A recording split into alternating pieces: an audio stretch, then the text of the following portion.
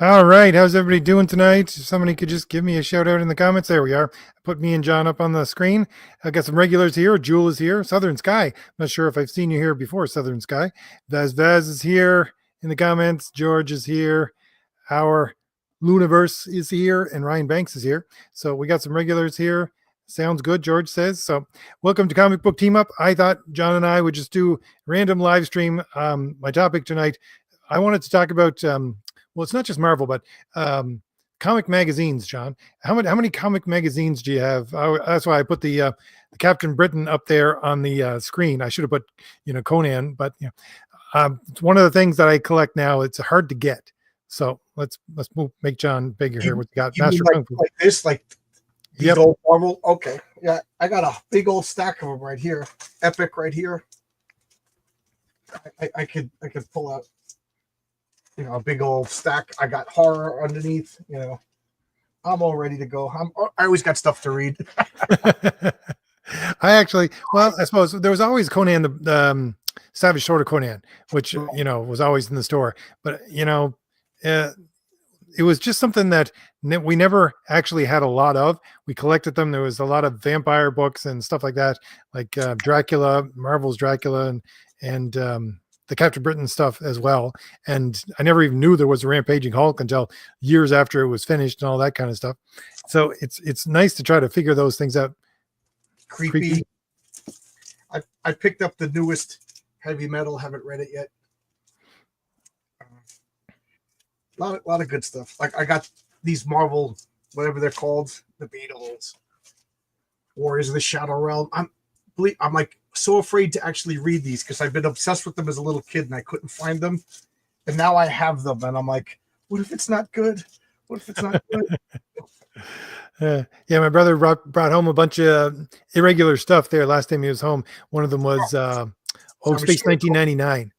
It was a magazine, right? The Savage Sword. Conan.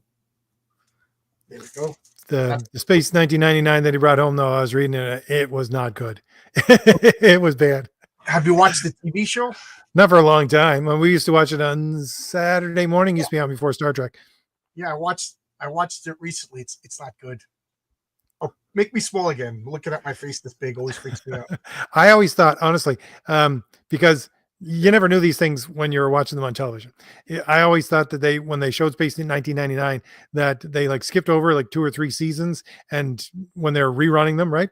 And that's not the case at all. It's that they took out like three characters from season 1 and replaced them with entirely new characters in season 2. Didn't give any explanation for it whatsoever, and it just jumps from one point to another. I always thought as a kid is, why wouldn't they show the entire thing? How did we get here? Right. I was watching Space 1999. It's real funny because, you know, when I was out of work with the broken neck, I would watch a lot of TV and read a lot of comics. And one of the things I said, I'm going to sit down from beginning to end and watch Space 1999. Man, was it a chore. I think I got like 9 or 10 episodes in, and then I started cleaning, you know, vacuuming, you know, with the TV on. Next thing you know, I just stopped. But I didn't realize it was a BBC show. So that's why it seemed different than American TV. Even as a kid, British stuff is different than American stuff. Like, you know, British comics are so weirdly different than American comics, you know. But Space 1999 seemed absolutely alien. And it is the worst science fiction I've ever read. The moon is traveling at faster than speeds of light, you know. The pilot episode, they go into planet Meta, and then they never mention this planet Meta again. And then the moon, they're able to steer the moon sometimes. It just makes no sense.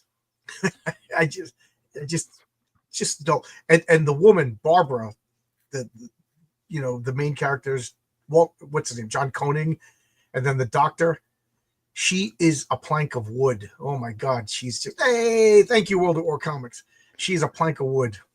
But I don't know. The only reason that I really watched the show was I can't remember her name, is the one who changed into different monsters and all that kind of stuff. That was the only point that I actually liked. Yeah, she showed up in the second season.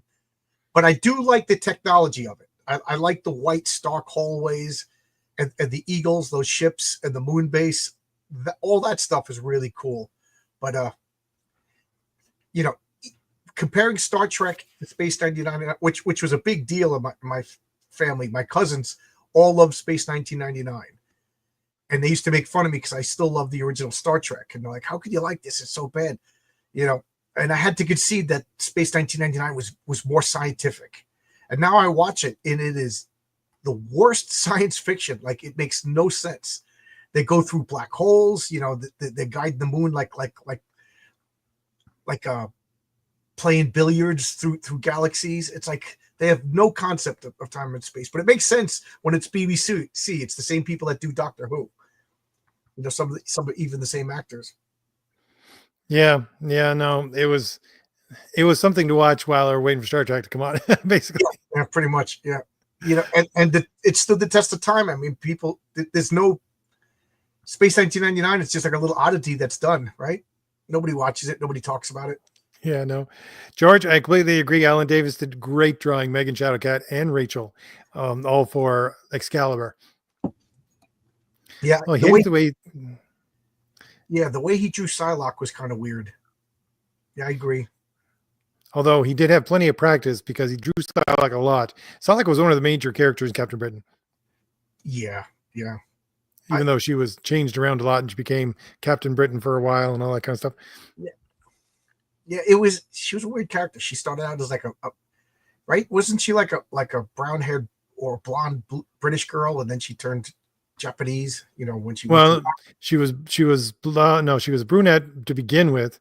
You might, because she's Captain Britain's twin sister and he's blonde, so I can't remember. She might have been blonde, but I distinctly remember her with brown hair. I might be misremembering. Then she changed into the version where she had the pink purple hair, and then she became the changed bodies with the Japanese assassin. Right. Yeah.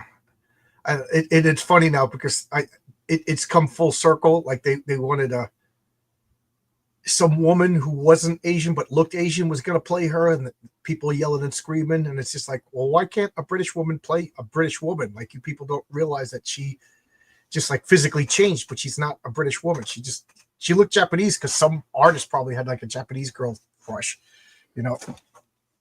Yeah, blonde, then dyed her hair purple. Yeah. People saying in the chat. When she had brown hair, she was wearing a wig as a member of the PSYOPs. Okay. Yep.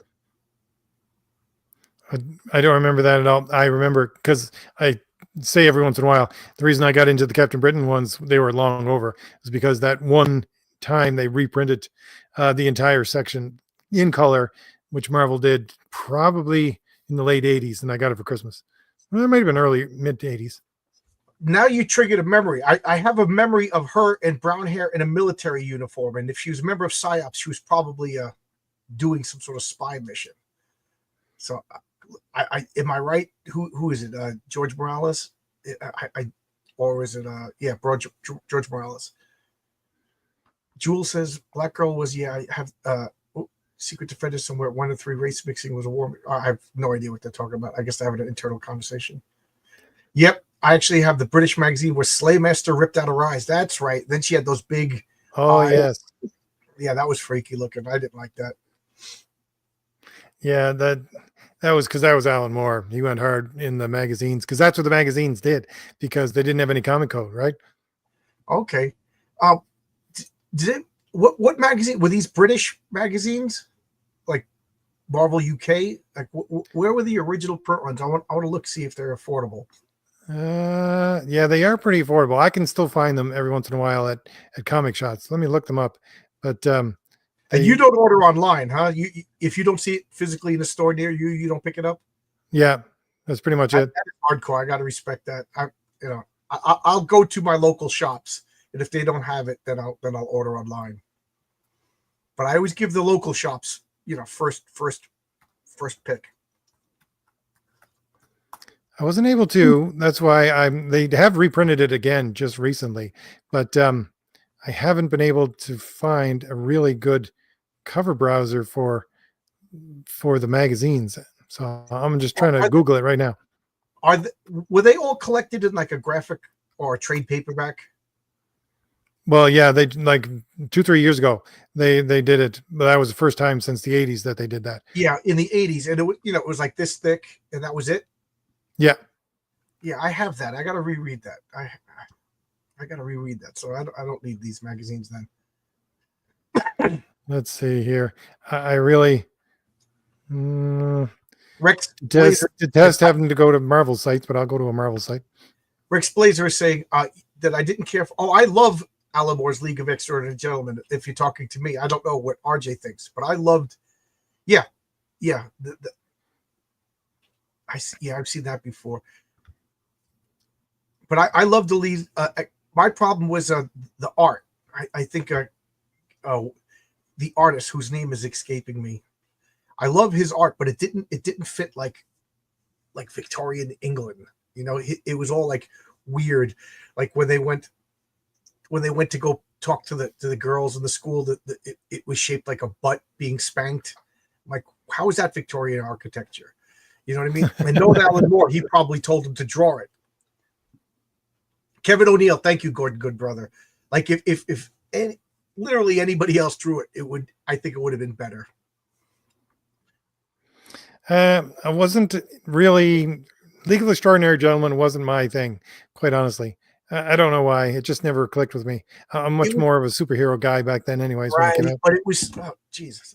I've been looking for this for a week, and I put my hand down right on top of it.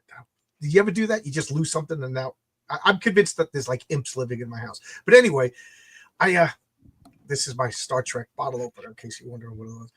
But I was really excited for League of Extraordinary Gentlemen. I love the premise. As far as I know, it was like the first time they took all of these public domain literary characters and put them on the team. I thought that was just so cool going after, in the comic, it was Fu Manchu. It was so cool. But, the artist, Kevin Nolan, I would put it at like a 7. Can you imagine like Brian Ballard drawing that? Oh my God, that would be awesome. Or I'm trying to think of who else. So many others. Yeah, everybody hates Alan Moore these days. RJ, you're not a big fan of him either, right? No, not really. Yeah, I mean, my theory on Alan Moore is that he's probably the most normal guy in the world, and then like, oh, camera's on, time to put on the act. I'm a wizard, yeah, and then camera's off, and he's like in the backyard, like planting whatever, making tea, watching Jeopardy. Did you Like, have an do you have a aging lot of the Rampaging Hulk? That's the magazine Oh, that I never really found a lot of. yeah, I have to go back into the comic book room and go to box. I don't know where it came from. I have a vague memory of people giving me, but I never bought those. And I have a box full of Marvel magazines, like a Bizarre Adventures, Rampaging Hulk. They were split between the Rampaging Hulk and Moon Knight. And I have no recollection of buying them or anything. But like when I moved here, I had all my boxes of comics up there, and I built this comic book room. And then one by one, I took each box in and looked through it just to see what it was, to put it in regular order. And this box, I think, I don't know. Maybe I have a theory that the gravitational forces of long boxes summoned another box, and like somebody else was missing it somewhere in America. I was going to say, that sounds a little bit like the reason why I love Conan so much is that all I ever knew was the Conan the Barbarian comics. I never really bought very many of the Savage Sword until it was my first year at university, and there was a comic shop like 3 blocks from us, and it went out of business that year. And the guy, because it was the year that the very first, the new X-Men came out, when it there was the first X-Men book that came off of Uncanny X-Men, right?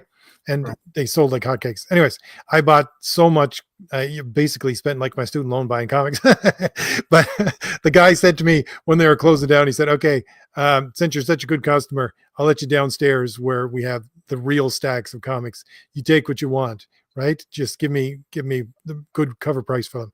And I took the entire box of Savage Sword, as much as I could. I had an apprentice, at work, and he was just like, "Yeah, I got these comics. I don't care about comics. I was gonna go sell them." He goes, "But I know you like comics, so I'll give you, first, what do they call it? First approval." You can see the line from my hard hat. I worked overtime tonight, but anyway, I drove down to his house in Brooklyn, which was fascinating to see this part of Brooklyn that I've never seen before, and I basically gave him $150, and I think he gave me almost 2/3 of Savage Sword of Conan, plus some extraneous Marvels, in a long box. So I have most of Savage Sword, but I haven't started reading them yet. So I'm up to issue 13 of Conan the Barbarian, and I did not like the first couple of issues, but all of a sudden I love it. It is really good. Yeah, the first I always say it's not just the story, it's also the art from Barry Windsor Smith, which is just, you can tell he's struggling those first couple of issues. Yeah, I think they told him draw like Kirby, because the first issue is a guy not as good as Kirby drawing Kirby. Yeah, exactly. And then somewhere along the way it becomes Barry Windsor Smith, and it is so good, so much fun. And you really don't need the issue before. It is like the perfect comic. Just pick up any issue and enjoy it. Which is exactly, well, Savage Sword is much more that way. It's very much Robert, in the vein of Robert E. Howard, because it jumps all over the place. You usually just get one story, and it's long enough in the magazine format that you get the entire story. And then next issue is a completely different story, completely different timeline, in Conan's life. And so you're jumping from one to the other. I assume you like Conan better than Kull? Oh, yeah. Yeah, I bought the entire, well, that was the one exception I made, John, about buying online. I bought online the entire run of Kull from 1 to whatever it was. I can't remember how many there are, but I could never find Kull anywhere. It was never something that got up and down the East Coast where I was. So, I'm just showing the Atlantean. Yeah, these are Kull. And these these guys have been on my channel a few times. Why can't I think their name? But you could get these on Fund My Comic right now. But these are Kull stories done comic book wise. And so far, I like Kull better than Conan, but both my experiences with both are limited. I just like that he starts out, he's the king of this ancient civilization, and there's like, they all just have this like encroaching doom coming to them. Like Conan is like after civilization fell. It's like between great periods. I don't know. I'm digging them both. I never. You got me to like Barbarian comics. I didn't like them for the longest time. Funny thing is, now I don't know how true this is, but I saw a video one time that they said, so first of all, you have Kull, and he's basically the proto Conan because it didn't sell very well, and then he redid the story for Kull in Conan, and it sold really well. Robert E. Howard, so Yeah. he kept on with the Conan. But the thing was that in the '80s, early '80s, when the Conan movie came out and it was so popular, they wanted to make um, a cartoon out of it, and they said, "Well, we can't make a cartoon out of it for legal reasons." So they changed it to Kull, and they're going to do a Kull um, one as well, and they couldn't do that because it was too violent. And so what they did was they changed it into He-Man. So He-Man, because Thulsa Doom is the main bad guy for Kull, and so that became Skeletor, and Conan Kull became He-Man. Then he changed his hair color.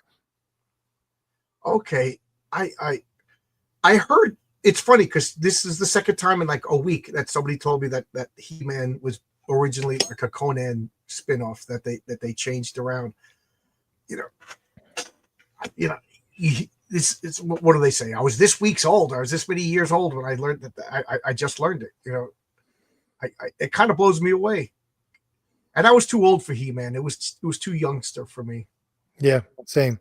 Yes, Marcus, I used to post the Conan comic strip on my Twitter every day when I was first came out with the idea to do Crom the Destroyer. Rex Blazer says League of Extraordinary Gentlemen had 5 volumes. The 4th one turned Harry Potter into the Antichrist and Mary Poppins into God. Geez, I thought I read them all. I didn't read that. I think the last one I read had Alan Moore writing a Lovecraft story, Beyond the Veil of Slumber or something like that. I don't know. And I know he did like a Captain Nemo's daughter story. I bought that. I haven't read it. I can't find it. So I'm losing comics these days. Yeah, it's like because they did that a lot actually within the 1950s. I watched this online, but it was like Forbidden Island, right? You got Forbidden Island, and the guys are basically they're Civil War soldiers, and they get stuck in a balloon. They're trying to make an escape from a Civil War prison, and they take a weather balloon, and then it takes them way off in this huge big storm. They end up on this Forbidden Island, and who do they find on the Forbidden Island with Captain Nemo? Yeah, I read that book. I love Mysterious Island. Oh, yeah, Mysterious Island's the name of the book. Yeah, but this was a cartoon strip. You said, or is this a book? What's that? The Conan? The Forbidden Island. Oh no, the Forbidden Island. Oh no, I ran across it because they made a movie of it in the 50s. Oh, okay. Because there's a novel called The Mysterious Island. Yes, that's what they. And it's like, it's kind of, I really like it, but it's like one of those. It's the perfect island for everything. If you're smart, it's got enough iron, it's got enough food, and then they find a gorilla that they train to like do basic tasks, and then at the end of the book they find Captain Nemo, like an older Captain Nemo, and it's info dump, just the history of Captain Nemo. I don't want to spoil it for anybody, but there you go. It's really good. Or it's really good. When I heard that it told the backstory of Captain Nemo, I had to read this book. Which superhero makes the best teammate for every other superhero? Which hero could every other hero be successfully matched with? Oh, good question. I think Captain America could be on a team with anybody, but then he would be the leader. Like the exception, here's a funny one, RJ. Like Batman and Captain America, don't you? I think they would butt heads. Oh yeah. Yeah, Batman and Captain America wouldn't work, but I think Superman would work with anybody. But he would, if you can't get along with Superman, then you got a problem. I like when Captain Marvel, Shazam works by himself. But who else would be a good, like Spider-Man? I think would be a good, like, to me, Spider-Man was always a guest star. He shouldn't be on anybody's team. Agreed. But I don't like Spider-Man as an Avenger. I understand why they did that in the early 2000s. Put all their most popular guys on one team. But I really liked like the segmented Marvel when every team had their own little corner, and Spider-Man would show up in other people's comics, but he was basically a loner. That's one of the reasons why I identified with him. He was a loner who got along with everybody. That was a good question, Ryan. Thank you. So, do you have any of the Marvel horror series, the magazines? Yes, I got into them. I got like the Tomb of Dracula. Oh, those are comics. I got a whole series of Tomb of Dracula on eBay one day, and I just started picking up Creepy and Eerie from Warren magazines. They're so good. They really are so good. And then the Marvel ones, I got I, Vampire, which was surprisingly good. There you go. But these are the comics, though, not the magazines. Yeah, those are the comics. But when I was a kid, I wasn't allowed to read those because, the advertisement in the comic book said adult horror, and adult meant dirty to my parents. So I was like forbidden to get magazine comics. So I never read any of them until I was an adult. But this Dracula series was a mess for the first 15 issues. They did not know what they were doing. There was almost no continuity. And then they just, somewhere along the way, they came up with the supporting cast. And then the series really took off. But like the first, I think 15 issues or so are like, it's just like random guy fights Dracula kind of story. And it's all Marv Wolfman, and Marv Wolfman's a great writer, but I think he said he found his footing somewhere around here. Okay. I never bought a lot of these. We only have, I have some of the magazines, but I never bought actual Tomb of Dracula. I just picked up a couple here and there. You mistake them for Doctor Strange sometimes. There was a funny thing in the only run of Tomb of Dracula that I remember. It was that, I did a video about it a long time ago. I can't remember the exact thing, but there was this cult, it was almost like a Nietzschean cult, which worshipped Dracula. And what they would do was spend their time creating things and then have a great big bonfire or whatever and just burn them and destroy them, which made me think of modern day creators of comics. What is that called? A potlatch, when you destroy stuff just to show your wealth? I'd never heard of that before. I think it was like I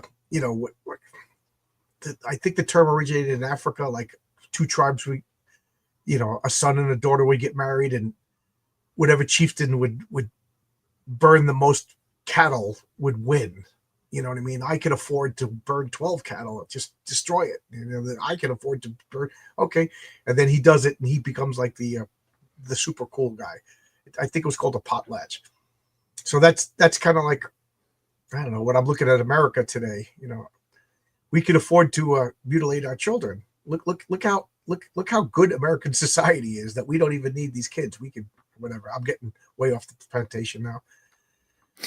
So the funny thing is that in the 70s, there was a lot of these horror comics in Marvel, and they sold really well, especially Tomb of Dracula. I mean, it did well enough to do a magazine, right? So they had a secondary edition of it. But by the time you get to late 80s, they retconned the entire, well, they didn't really retcon it, but in the Doctor Strange comic book, they basically had him create a spell which wiped out all vampires from the Marvel universe. Right. I remember that. The Darkhold. I just want to point this out. You see how that Tomb of Dracula 43 says 25 cents? Or 40, and then 44 says still only 25 cents? You know what that meant? That meant that DC went to 30, and they're rubbing it in DC's face. They would do that for like 2-3 months just to, we didn't raise our prices. And then it would still only 25 cents meant 30 cents was on the horizon.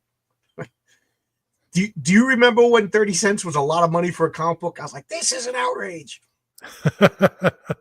I can definitely remember when it went past the dollar. I was livid. It went past the dollar.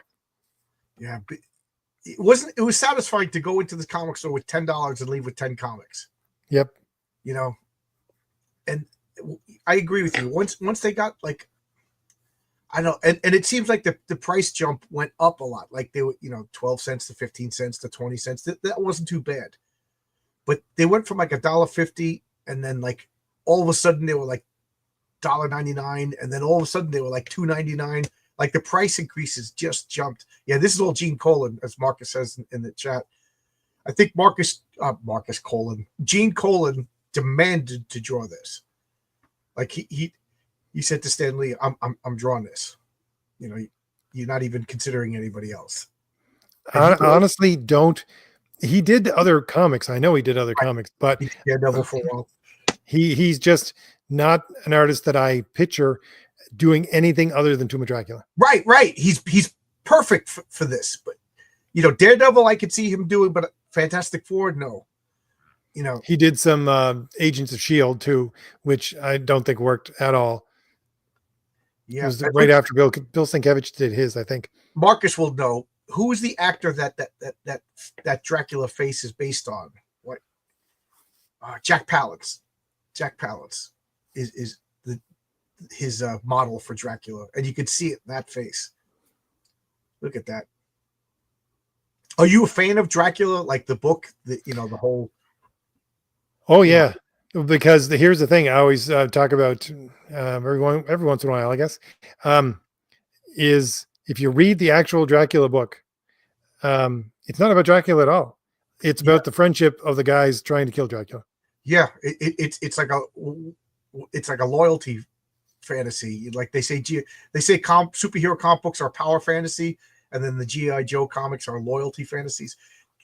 After somebody pointed that out to me, I thought the same thing about Dracula. It's about what, 4 or 5 people plus Van Helsing. They all pledged to marry Mina, and then whoever Mina picked, the rest of them were going to support. You know, it's kind of like Odysseus, and they were all the Greek kings wanted Helen of Troy, but she went to what's his name, Paris.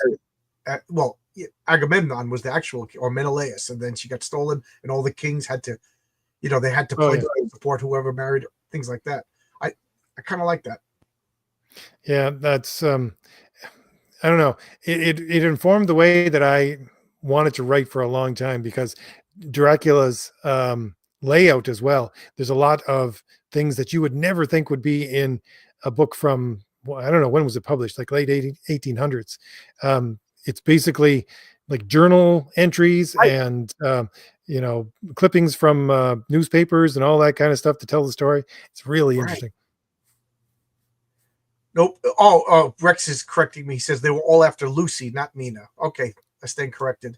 It's been a long time since I read it. Zach then says, "What's your favorite team size? 3, 4, or 5?" I never really thought about that. Like 3, there's not enough for a dynamic. 4 is the Fantastic Four. It doesn't make any sense to have any others. But like classic Avengers had like 5 and 7, so I don't know. Like the Legion of Superheroes had way too many, but somehow they made it work. Do you agree or disagree with that? I agree. Somehow they made it work, but only with really, really good writers. The Legion of Superheroes only worked with the really good writers. Right. For me, honestly, I go with 6 though. Yeah, 6. Do you have a specific reason for 6? Or are you just?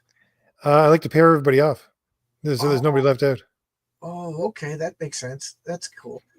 And one of the things I know it's a weird thing, but I love when the non-powered guy is the boss. Like Rick Flag is in charge of the Suicide Squad, or Captain America has powers, but you know what I mean. He doesn't really have powers, but he has powers. And Batman's always in charge of the outsiders. Like I just think like we're all going to respect. There was that Image comic. Was it Team 7?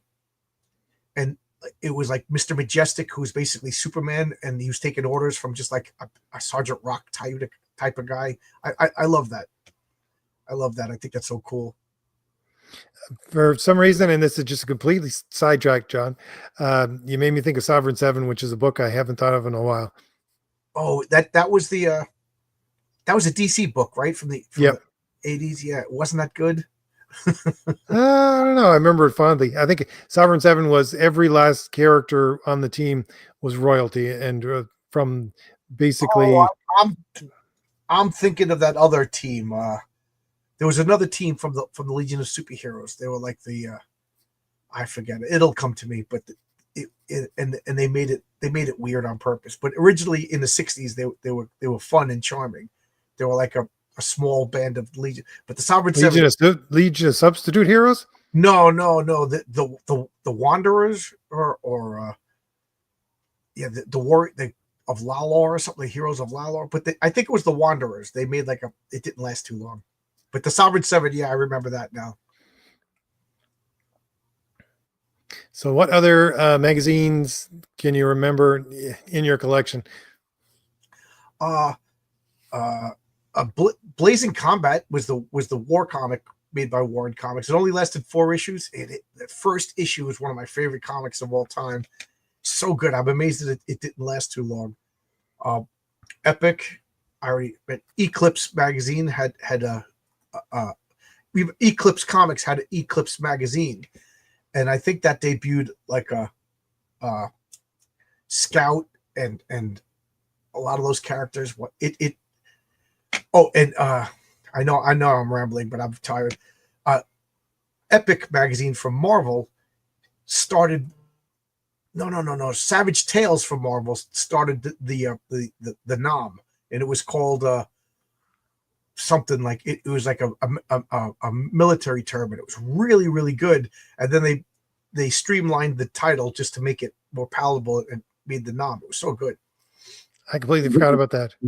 The NOM was a book that it kind of irked me when I came out because I was such a superhero guy, and everybody was like, "Oh, buy this book! It's great! It's great!" I'm thinking, no, I'm not consuming another Vietnam story. I'm just not. Right. I remember when that came out. I was working at the comic book store, and like vets in combat gear were coming into the store. Do you have the NOM? Do you have the NOM? It was selling like hotcakes to the point like I think there's like 6 printings of it. And at one point, I remember I was just bagging and boarding NOM #1, and it was like the 6th printing, and we had like a stack of I'm not even joking, like 120 of them, and I'm just bagging and boarding comics, and this guy comes in, he smelt speculator, he was like, "Do you have the NOM?" And then he sees that I'm bagging and boarding, and he's like, "How many do you got there?" I go, 120. He goes, "I'll take them all." And I'm like, "You got it." He goes, "Do you want me to finish bagging the board?" He's like, "Nope." So I gave him the bags of boards, rang him up, 120 comics. And then Larry, the owner of the store, used telepathy on me. I'll never forget, because I was just about to tell him, that 6th printing and these are worthless. And Larry just went, "Come here," and turned me around. He goes, "Don't tell him that they're 6th printing. It's none of my business." And then the guy walked out of the store, and I could only imagine him like 6 weeks later just throwing them in the garbage. Because at that time the first printing was like $100 each, and he was like, "How many of them?" I was like, 120. What's the cover price? And he gave me a look like, "You are a moron." Like the little kid did like a cartoonishly, I was like, all right. For some reason, I don't remember why. I think that I connect in my mind the creative team on the NOM with the graphic novel series that came out for Green Arrow. Remember the Green Arrow graphic novel series that came out that completely changed the entire character? Oh, what was that? The Green Arrow, Green Lantern, the Denny? No. It was in the 80s, and it was graphic novel format, and it introduced the dragon. Oh, Longbow Hunters with Mike Grell. Yes, Longbow Hunter. Okay. Yes. For some reason, my mind was thinking Green Lantern when you said Green Arrow. That's why I was confused. Yeah, that I like that. I really did. That introduced me to Mike Grell. I've been a Mike Grell fan forever, and it was supposed to be like the Dark Knight Returns for Green Arrow, and that defined Green Arrow for like years. He went to Seattle. He stopped being in a fictitious city, and he stopped using gimmick arrows. And then he slowly went back to boxing glove arrows. But I remember that. Because I don't know, it was the fact that the NOM had tried, basically, in my mind, it had dragged everything towards the realistic, because it had sold so well. So the entire comic lines were going, okay, we have to make things more realistic instead of superhero-y. Yeah. Who's your favorite Dracula? You mean the actor? Who's your favorite Dracula actor? Gary Oldman, most probably, just because that is probably the closest to the book you'll get, although it it doesn't come close in some sections, but it's as close as you're going to get on the screen. Yeah, Unless you go back to, I don't know, the black and white one. The black and white, it drove me nuts as a kid because the whole thing about the black and white is it draws in suspense by having these big moments of silence, and we're going, no, it's just silence. I agree with you. I really like that Francis Ford Coppola's Dracula. That's like one of those movies that I watch, and I know it's flawed. There's a couple of things that pulled me out of the movie. I remember being in the movie theater and like there was the scene of the train going by, and it was obviously a model on a track, and it just took me out of the movie. And then I remember Francis Ford Coppola goes, we were making an opera, because you're supposed to watch that movie and think that you're in an opera house. And ever since then, I was like, all right, I like it. I like it. Yeah, I remember telling my friends how much I liked it when it came out, and they're rolling their eyes at me and said, Keanu Reeves cannot play. I mean, he's like a plank of wood. He can't play anything, especially in this movie. And I said, have you read the book? He is a plank of wood. Yeah. I got to say, Keanu Reeves is one of the few actors that I like. He just seems like a good person. And he's the best when he's clueless, like in Matrix. Oh, what's going on? Bill and Ted's. But like I watched a movie called Knock, and it's like girls come in and like seduce him and then beat him up. He's not good in that because he actually has to act. But I don't care. Like he could just be in a movie with who's that other actor that was in that Tarzan, that silly Tarzan movie as a kid. He got really fat. Oh, I know what you're talking about, but I don't remember his name off the top of my head. Like I want to see a movie with just Brendan Fraser, Keanu Reeves, going shopping, doing their laundry. You know what I mean? Like those are the two most likable actors on the planet. So, but I don't know. I'm rambling. Is there any way of telling stories that successfully cross all cultures? You often mention differences in storytelling across cultures. I have a perfect example of that. Jose Garcia. Not Lopez, but Jose Garcia. He did my variant cover for Heroic Tales. He did a story called 8-Bit Hero. And somehow, I don't know how he did it, but he uses all the 8-bit characters from all the video games, and there's not a word in the book. And it's a small digest-sized book, and it's like 100 pages, and it tells a story. And he said that book is his bestseller because it sells in every country. Everybody loves these video game characters, and everybody could tell the story. And I use that book as an example of storytelling because it literally has no words. The art tells the story. So that's one way. Have a silent issue. Is there anybody who can't read that G.I. Joe Snake Eyes? What do you think, RJ? For me, I just go back to, that's why I always base my stories on the heroic and human nature. It's just human nature is human nature across countries and everywhere you go. Is there a comic? Okay, so I like you're going archetypes and everything like that. I was just thinking of like ease of reading. Is there any comic that you love, like a comic that you read that you just think would work in anywhere? Not Sentinel Island, of course, but you know what I mean? Like, what would be the most universal, like Justice League 14 or something like that? Honestly, I think quite the opposite, John. I think that that American comic books shine when they're American comic books and are only for Americans. And it's just understood by Americans. That's when they shine. Okay. I was going to say that Spider-Man 39 where he's trapped under the machinery, but then I realized it's another mostly silent issue. Stan Lee only added words because he was like, we can't have a silent issue.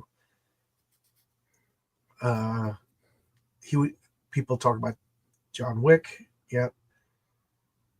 Yeah. Oh yeah, I forgot that. You were just showing them. Master of Kung Fu was another magazine. Yep. And I bought it first off because I'm a crazy person, but second off because it's some of George Perez's earliest work for Marvel, and you could really see how amateur he was back then. Everybody looks like a baby. They got these like weird shaped heads, and then like it'll be like a flat angle, and then the next one will just be top down. You're like, whoa, you know what I mean? Like it was like extremes, but it was proto George Perez. And then Marv Wolfman was going to fire him, and he gave him the heads up. He's like, "Listen, man, you would be fired if we didn't have another artist." But so George Perez was like, "I gotta step it up." And he said that he was thankful for Marv Wolfman giving them the heads up. He just improved, and now the rest is history. George Perez and Marv Wolfman made one of the best comic book runs of all time. Reminds me of the Iron Fist where John Byrne did it. It was some of his first work for Marvel. Yep. It is bad in places. He just made me think of. I'll show this that I just picked up this week, and I'm so mad that I didn't notice that it was. But this is Wheelie and the Chopper Bunch #2. This is John Byrne's second comic book work. You could see the lines and recognize John Byrne, right? I mean, even though that's not. I forgot about Wheelie and the Chopper Bunch. Oh my god! And I love this. Whoever owned it first, hate. They circled all the bad guys and they wrote hate on them, so they hate these bad guys. And then they circled Wheelie and his girlfriend and wrote love. They love the good guys. They hate the bad guys. So we got a based little girl who read this comic originally. I'm just such a John Byrne fan that I just right. You could see his lines. You recognize him as John Byrne. Elijah Brown, not a fan of John Byrne's art. Can you ban somebody, RJ, please? Well, Elijah, you just said that you received Kitfox, and one of the reasons why I picked Renzo to do the art for the main books for my comics was because I thought he was a combination of an early John Byrne and George Perez. That's exactly it. When I saw Thomas Valiant, I was like, RJ, can I steal your artist, please? Because this is exactly what I picture in my head. I mean, I don't know how you work with Renzo. I was just on the phone with Renzo last night. We were talking, and I give like, do you give him a lot of like description of each panel, or you just Renzo is one of the artists that I work with. He says the more description you can give me, the better. Yeah, right. Yeah, he likes that. Matter of fact, I gave him this. The Patriarch #1, my next campaign will have 3 parts. I sent him part 1, and there's a villain in it. I got to draw him a picture. But he loves that. As much dialogue. He's turning me into Alan Moore. I'm like describing each panel and the position of the characters. And it's literally what I describe is on the page. It's incredible. It's so much fun. It's, and a couple other guys that I'm working with now that prepared comics. Like I write, it's almost like what I write the script is a suggestion. You know what I mean? They'll just like, that's what kind of what's but it works. They sent me back and I'm like, oh, that's not what I pictured, but that tells the story. That works too. But Renzo is literally taking the words like a computer and turning them into pictures. It's so freaking cool. That's funny. Someone, my World War II video has got over 100,000 views now, which is the biggest video on my entire channel. But nice. You got these haters coming in and watching it and putting these snide comments and basically asking me if Renzo's stuff was AI done. They're like accusing me of Renzo's work being AI. Going, no way in hell. I've seen his work. I have some of it. I have some of the sketches. I bought pages of it too. It's funny because Ethan Van Sciver told people, "Oh, look, John's book is all AI generated." I'm like, why do you gotta lie? I got the original art right here. Why do you gotta lie? And it's funny. I have some of the original art from Thomas Valiant, and you can see where Renzo messed up a character, or he thinks he messed it up, and then he'll paste on a new section of paper in order to do that character over again. Yeah. I mean, what do you want me to say? It looks good, and I'm not stupid. There's like a couple of cars that I know are probably 3D models, and the whole. I again, to stir up controversy, but like this whole like the Ripper used 3D models. I'm like, dude, Jack Kirby used 3D models. And what did Molly Wood say? Don't draw what you could trace. Don't trace what you could copy, and don't copy what you could copy and paste or whatever. I know I'm messing it up, but like, there's always been cheats in comics, and to me, they're fine. They're all valid unless that's what you depend on. But once you know the basics and you know the perspective and stuff like that, you could use you could use this kind of stuff, and then, but just don't make it obvious, and don't lean on it, is the way I look at it. Well, here's the thing, and I think it's always been this way to some extent, but most of the artists that I work with have had a background in basically doing informational stuff and things like that for companies, and so they'll lean on what they're good at from their previous job. Is like Fernando, I'm doing Fade to Blue with. I think that's who it is, but he does architecture like amazingly. Oh my God, his drawing of the cathedral is beautiful. I mean, I was about to say it's a work of art, but it is literally a work of art. But you know what I meant. Yeah, and he did that on that book, and the third book. It's based around a building that has no doors, and I had to find basically, I think it was the old armory in Chicago, and send him pictures of it and say, draw this. And he did it masterfully. Yeah.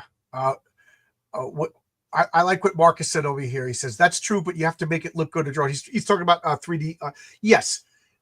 If you take a 3D helicopter, because apparently that's like the thing that nobody likes to draw, helicopters, and you put it in your comic, you got to do. I'm not an artist. I don't know what these guys do, but you got to do something so it doesn't look like a 3D asset. You know what I mean? That's the thing. But everybody does it. Do I want a comic book filled with 3D assets? Absolutely not. But there's always been cheats. That's the one thing. Although a lot of modern artists do that doesn't work. It's, you want to do backgrounds with cheats like that, okay, but if you do everything according to basically 3D models for people, it just becomes stale really quickly. I agree with that. And then you have some certain people like can't wait for AI art to take over. Your comic's going to be soulless. Plus the fact that if you're looking at North American comics, it has proportionalities for superheroes that's completely different than the actual human body. Yeah. I'm the Pro is asking, do I have John Byrne's X-Men elsewhere? Is that the comic that John Byrne is only on his site that he's just drawing for fun? If not, I gotta go. I've seen it before. I've never actually read it in its entirety. It's beautiful. RJ, do you know what we're talking about? I know what you're talking about, and I did read some of it online, but besides that, I don't know of any other Elsewhere stories. Well, there was an Elsewhere. I remember, and I was fascinated. What if Magneto had formed the X-Men?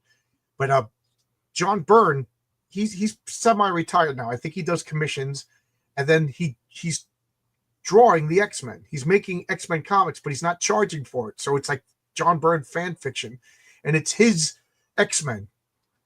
But you can only get it if you go to Bird Robotics and just read it there. I don't know if it's colored, but it's John Byrne's pencils. It's some of the best work he's ever done. And I always all black and white. Yeah, I got to go there and I haven't read it, And Marvel offered to buy it from him, and he's like, "No, this is mine. I want it." That's how much money he has. Well, that's good on him. I gotta say. Oh, he stopped drawing it 3 years ago. So, Marcus, he said he stopped drawing it, like it's finished and complete, or he just got tired of it. I didn't realize they hadn't been collected in the trades. I thought it was only online, like you, John. Yeah. When you say people have collected it, trade, what are they, like? They downloaded it and they sell it like a bootleg copies at conventions, because he can't officially sell it, or at least maybe he can. Ryan, thanks for the suggestion, but no, it's not going to happen. This is our safe space because we're a couple of snowflakes over here. RJ, what are your pronouns? I just want to make sure that I don't upset you. It's really funny. I can't remember what it was. I was watching some video, and it was a guy in New York, and it's basically become a slur now. It's like, "Hey, pronouns, get out of my way." Yep. Yep. You're right. Oh, so he just got tired of doing it, Marcus? That's a shame. That's a shame.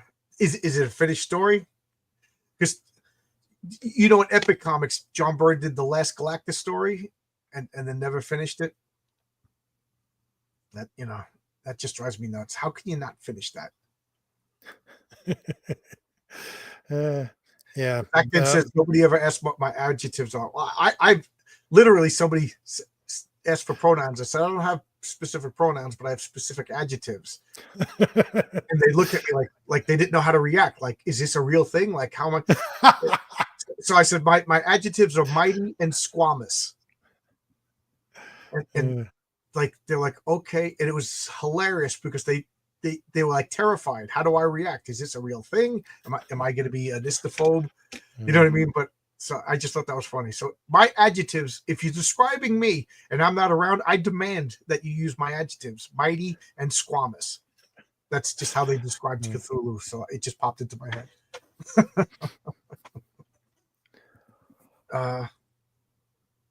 Oh yeah, that stinks that he didn't finish it. That stinks. Oh well, that's John Byrne for you. Quite honestly, Elijah Brown. Love John Byrne. I hear Byrne is a jerk in person from fans.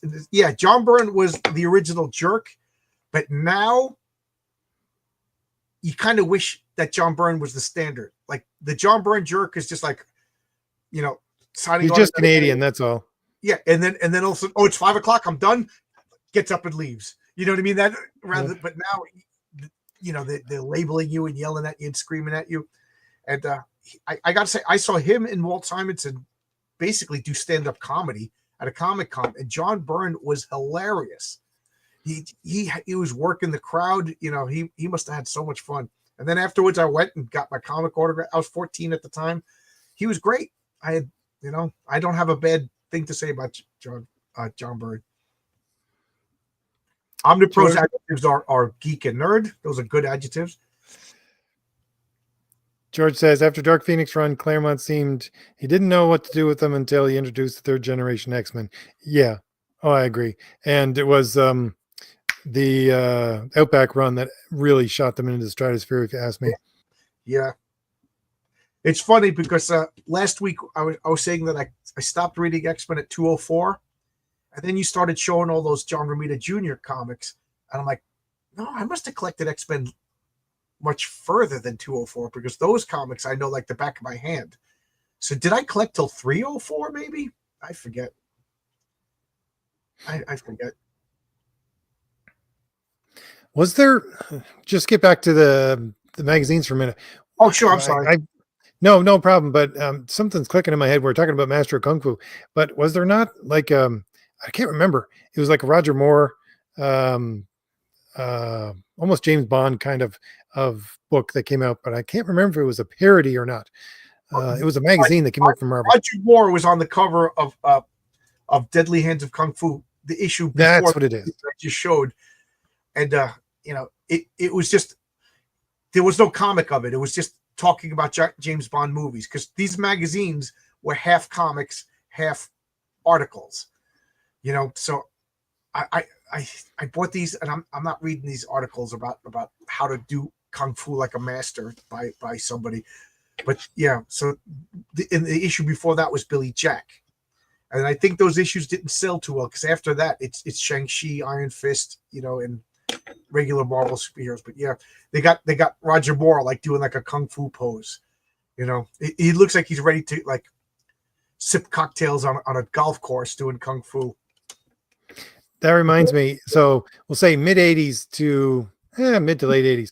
When you went to your comic shop, they had the actual printed stuff that was sent to them from Marvel and DC, which was basically like 2-3 pages sometimes with glossy paper to advertise, right? And they replaced basically what you would get in the back of the magazines, because it would come out and it would just be a flyer that you would get out. I still have an entire box of those somewhere from, I don't remember when, basically it was, if I remember correctly, it's about when Robin first came out.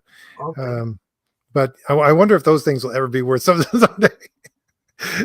It's something I'm sure no one ever collected them, right? There are only a handful of them that probably still exist in the world. Elijah Brown asks, Kung Fu, does anybody remember those Count Dante ads? To which I say, absolutely. I made up these cards because I have a character called King Fu. Now, while we're talking, I'll bring up something. So I'm just RJ. You could filibuster while I find something. But yes, I loved Count Dante. Count Dante was a character in my role playing games. Believe it or not, I loved Count Dante. Do you know what we're talking about, RJ? Count Dante. I have no clue what you're talking about, quite honestly. Count Dante there was an ad in Marvel Comics, and the deadliest man. Oh yes. Oh, yeah. Now I remember. He's got like a half afro, and he's got a black uniform on. His hands are all like gnarled and things like that.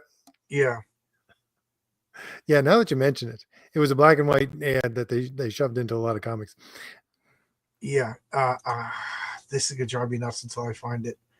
But Master of Kung Fu, Marcus, was one of the things I never really liked Master of Kung Fu that much until they started to have new stories of Master Kung Fu, which was in I can't remember. It was when they did the origin of Wolverine in Marvel Comics Presents. Marvel Comics Presents began with 3 different stories. It was a collection of Wolverine, where they told his origin for the first time. Barry Windsor Smith did the art, and it was 8 pages. Then they did 8 pages of Master Kung Fu and 8 pages of the Man Thing, if I remember correctly, and that was the book. And that's what got me to go back and take another look at Master of Kung Fu. Here, I'm sharing my screen. So do you remember the ad that looked like this? Oh yeah. Yeah. Well, this is my, in Heroic Tales, I put fake ads. So this is probably going to be in Heroic Tales number 3, because in Heroic Tales 1, I have a cameo of a character called King Fu, who's a world's greatest martial artist and Elvis impersonator. And everybody went nuts for this character. So, I'm going to up his role in issue 3 of Heroic Tales. But that's the ad that's going to be in it. The Memphis King Fighting Society. I love that ad. Well, I don't know. Sometimes making comic books is fun. Tony says, did you ever know anyone who actually bought a monkey from the comic book ads? No. No, but oh my god, I could do they send you a live monkey in the mail? Like, what are the odds that it's dead? Oh my, I couldn't think of anything more horrible. And monkeys scare me. They look too human. I remember I went to the zoo as a little kid, and there was all these little monkeys. They look like those fuzzy G.I. Joe toys that we had as kids. And they just and one of them just looked up at me, and I just saw a little human's face trapped in a cage, and it scared the hell out of me. Yeah. The Dark Venus one is good art. Yep. Is that Elvis? Yeah, it's King Fu. Kenny Kim is his real name, secret identity. Korean American kung fu artist. He's King Fu. An Elvis impersonator. Yeah, he's the world's greatest martial artist and Elvis impersonator. And yes, he does have superpowers. So he's like Spider-Man. He's got super agility and reflexes. That's good. I gotta wait to see this character. Yeah, he's a lot of fun. And he talks like Elvis and everything. And yeah, he keeps taking care of business. RJ, what do you want? All right. Well, it's over an hour. I think we'll leave it there, since John has to get up and go to work tomorrow. He's working pretty hard these days, and I don't want to keep him up too late. We're working at a hospital, and it's a sterile room, so we're putting in these light fixtures that have to be self-contained because they spray the room like high pressure water. So these fixtures have to come apart and like clamp onto the ceiling and then seal tight. And oh my God, there's 160 of them. It is taken forever. Oh my God. I mean, it's easy. I just put on music. It's repetitions, but it's just like, oh, cool. What time is it? Oh, I still have 9 more hours to go, because, that's how it is. I don't know how you do it, John. I mean, there's some days where I know you're working outside and you just want to be inside, but I've constructed my life where I can take breaks and go outside whenever I need to. Well, going outside today is worse. It's hot. Remember, I'm working in Manhattan. It's hot, steamy, and odds are there's a person peeing next to you. Manhattan and since this is a sterile room, the whole it's just a hot box, because in case you don't realize it, the construction workers go in first, and one of the last things they do is turn on AC. So it is just a sterile room with no, like, all the windows are sealed, because it's going to be labs for the hospital where they test all the blood and everything like that. So it is just like unbearably hot. Like my wife, when she buys me Gatorade, because remember I fainted twice at work, and it's usually around this time of the year. So she's getting nervous. So she's making sure that I drink Gatorade, it's next week it's gonna be 99 degrees in New York. It is rough. It is rough. You just reminded me of my my father's shop, because he had a paint room, which is a downdraft to make sure that no speck of paint would ever go. You couldn't get any dust in the room, because you get dust when you're painting a car. You got problems. Oh, I gotcha. Right? Okay. Yeah, that must have been unbearable. And to make and a lot of fun, guys, because the plumbers are welding pipes, so it's just fumes, and they set up a fan, but there's it's a sealed room, so it's just okay, cool. Now the fumes are just blowing. There's no ventilation. Oh God, today was the worst. Well, we'll leave it there and let John get some sleep tonight. Thank you very much for everybody for showing up. We just had a random live stream talking about comic magazines. Yeah, just wanted to have some fun. That's all we do on Wednesdays. Have some fun. Oasis in a world of craziness. It's a lot of fun. All right, we'll leave it there. And I showed you the trailer both for John's book, which is up right now, which is Heroic Tales #2. The link for it is in the description, and the link for Fade to Blue, which the trailer I also showed, which is my new upcoming stuff. The link in the description is for the sign-up page if you want to leave your email, and I can inform you when the project goes live. So that's what both John and I got going. We'll be on John's channel next week. And thank you very much for everybody again for showing up. Thank you, John, for a good conversation. I enjoyed doing this. This is one of my highlights of the week. Thank you. And next week we'll be on my channel, everybody. Thanks a lot. All right.